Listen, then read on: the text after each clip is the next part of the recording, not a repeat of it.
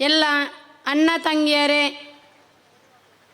ಹಾಗೆ ಅಕ್ಕನವರೇ, ಹಾಗೆ ಎಲ್ಲ ಅಮ್ಮನವರ ಹತ್ರ ನಾನು ನನ್ನ ಮಗಳಿಗೋಸ್ಕರ ನಾನು ಇವತ್ತು ಇಡೀ ಈ ಸಭೆಗೆ ನ್ಯಾಯ ಕೇಳಲಿಕ್ಕೆ ಬಂದಿದ್ದೇನೆ. ಇವತ್ತು ನನ್ನ 11 ವರ್ಷ ಒಳಗೆ ನನ್ನ ಮಗಳನ್ನು ಅತ್ಯಾಚಾರ ಮಾಡಿ ಕೊಲೆ ಮಾಡಿ ಇದೇ ನೇತ್ರಾವತಿಯ ಧರ್ಮಸ್ಥಳ ಪಕ್ಕ ಬಿಸಾಡಿದ್ದಾರೆ. ಇದು ನಿಮ್ಮೆಲ್ಲರಿಗೂ ಗೊತ್ತು. ನಾನು 11 ವರ್ಷದಿಂದ ಇದೇ ಮಾತನ್ನು ಹೇಳ್ಕೊಂಡು ಬಂದಿದ್ದೇನೆ. ನಿನ್ನೆ ನಾವೊಂದು ಪಾದಯಾತ್ರೆಯಾಗಿ ಧರ್ಮಸ್ಥಳಕ್ಕೆ ಹೋಗಬೇಕಿದ್ರೆ ತುಂಬಾ ನಮಗೆ ಅಲ್ಲಿ ಅನ್ಯಾಯ ಆಗ್ತಿತ್ತು.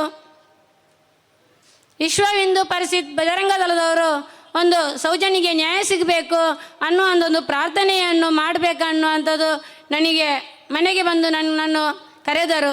ಅವರ ಮಾತಿಗೆ ಹೂಗೊಟ್ಟಿ ನಾನು ನಿನ್ನೆ ಪಾದಯಾತ್ರೆಗೆ ಹೋಗಿದ್ದೆ. ಅಲ್ಲಿ ಧರ್ಮಸ್ಥಳಕ್ಕೆ ಹೋಗುವಾಗ ಎಲ್ಲ ಪೊಲೀಸರನ್ನು ನಿಲ್ಲಿಸಿ ಗೇಟು ಮುಚ್ಚಿದರು. ನಮ್ಮನ್ನು ಅಲ್ಲಿ 1 ಗಂಟೆ ನಿಲ್ಲಿಸಿದರು. ಯಾಕೆ? ನಮ್ಮ ದೇವರ ಬಳಿಗೆ, ನಮ್ಮ ಒಂದು ಹಿಂದೂಗಳ ದೇವರ ಬಳಿಗೆ ಹೋಗಲಿಕ್ಕೆ ಯಾಕೆ ಇವರು ತಡೆಯುತ್ತಾರೆ? ನಾನು ನಾಳೆ ಕೂಡ ಯಾರೇ ಹೇಳಿದ್ರು ನಾನು ನಾಳೆ ಕೂಡ ಧರ್ಮಸ್ಥಳ ದೇವಸ್ಥಳಕ್ಕೆ ಹೋಗೇ ಹೋಗ್ತೇನೆ. ಯಾರಿಂದಲೂ ತಡೀಲಿಕ್ಕೆ ಸಾಧ್ಯ ಇಲ್ಲ. ಅದು ನಾವು ನಂಬಿದ ದೇವರುಗಳು. ನಾನು ಅವರಿಗೆ ಗಲಾಟೆ ಮಾಡಲಿಕ್ಕೆ ಅಲ್ಲ, ಯಾರ ಮೇಲೆ ಹಲ್ಲೆ ಮಾಡಲಿಕ್ಕೆ ಹೋಗಿಲ್ಲ.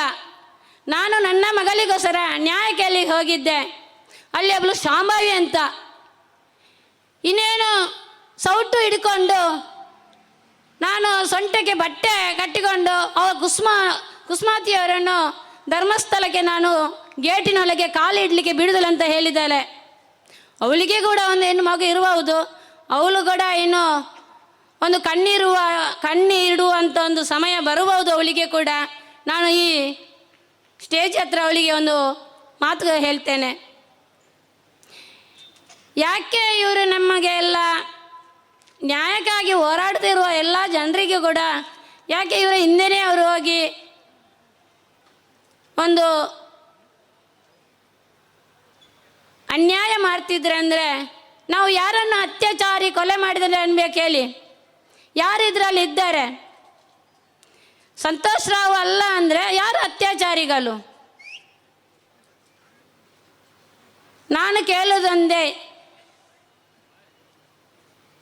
ನಾವು ಈಗ ಕೇಳುವುದು ಒಂದು ಮಾಧ್ಯಮದ ಕ್ಷಮದಲ್ಲಿ ನಾವು ಗುರುತಿಸಿರುವ ವ್ಯಕ್ತಿಗಳನ್ನು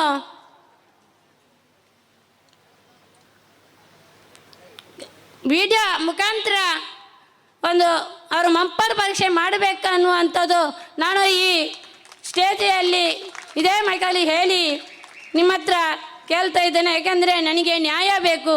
ನನ್ನ ಮಗಳನ್ನು ಯಾವ ಥರ ಒಂದು ಅತ್ಯಾಚಾರ ಮಾಡಿ ಕೊಲೆ ಬಿಸಾಡಿದರೆ ನಿಮಗೆಲ್ಲರಿಗೂ ಗೊತ್ತು. ಒಂದು ಕಚ್ಚಿ ಒಂದು ಮಗಳ ಮೈ ಮೇಲೆ ಒಂದು ಬಟ್ಟೆ ಇಲ್ಲದೆ ಬಿಸಾಡಿದ್ದಾರೆ. ನಾನು ಅದನ್ನು ಹೇಗೆ ನೋಡಿ ಸಹಿಸ್ಕೊಂಡು, ನಾನು ಒಂದು 9 ತಿಂಗಳು ಹೊತ್ತು 10 ತಿಂಗಳು ಸಾಕಿ ಸಲಹಿದ ಒಂದು ಹೆಣ್ಣು ಮಗುವನ್ನು ಯಾವ ಥರ ಅತ್ಯಾಚಾರ ಮಾಡಿದರೆಂದರೆ ಅದಕ್ಕೆ ಒಂದು ನೋವು ಕೂಡ ಮಗುವಿಗೆ ಗೊತ್ತಿರಲಿಲ್ಲ. ನಾವೊಂದು ಏಟು ಕೊಟ್ಟವರಲ್ಲ.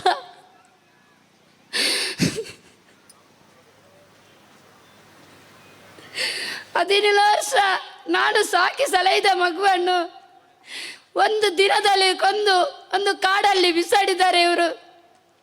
ಯಾಕೆ ಇವರನ್ನು ತನಿಖೆ ಮಾಡಿಲ್ಲ? ತನಿಖಾಧಿಕಾರಿಗಳನ್ನು ತನಿಖೆ ಮಾಡಿಲ್ಲ. ಡಾಕ್ಟರ್ ಆದಾಮು ರಶ್ಮಿಯವರನ್ನು ತನಿಖೆ ಮಾಡಿಲ್ಲ. ಯಾಕೆ ತನಿಖೆ ಮಾಡಿಲ್ಲ? ನಾನು ಯಾರ ಹತ್ರ ನಾವು ನ್ಯಾಯ ಕೇಳ್ಕೊಂಡು ಬರಬೇಕು? ನಿಮ್ಮ ಹತ್ರ ಎಲ್ಲರ ಹತ್ರ ಕೇಳೋದೊಂದೇ, ನನಗೆ ನ್ಯಾಯ ಎಲ್ಲರೂ ಕೊಡಬೇಕನ್ನುವಂಥದ್ದು ಈ ಸೆರಗುಡ್ಡಿ ನಾನು ನಿಮ್ಮ ಹತ್ರ ಎಲ್ಲರ ಹತ್ರ ಕೇಳ್ತಾ ಇದ್ದೀನಿ. ನ್ಯಾಯ ಕೊಡ್ತೀರಾ? ತೆಗೆದು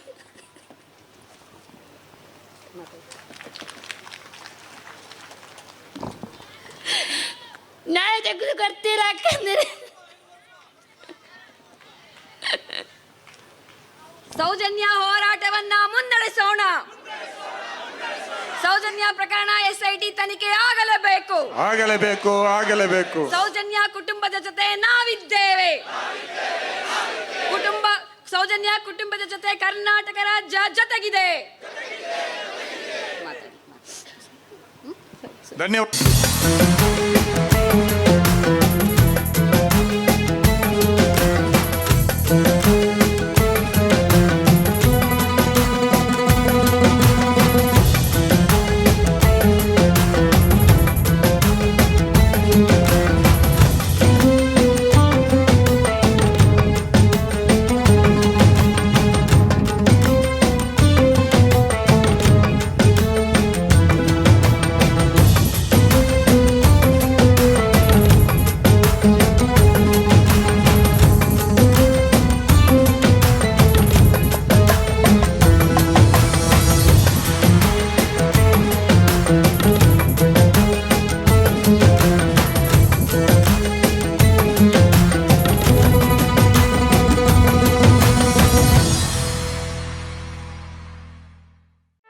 ಸುದ್ದಿ ಚಾನಲ್ ಕ್ಷಣ ಕ್ಷಣದ ಸುದ್ದಿಗಾಗಿ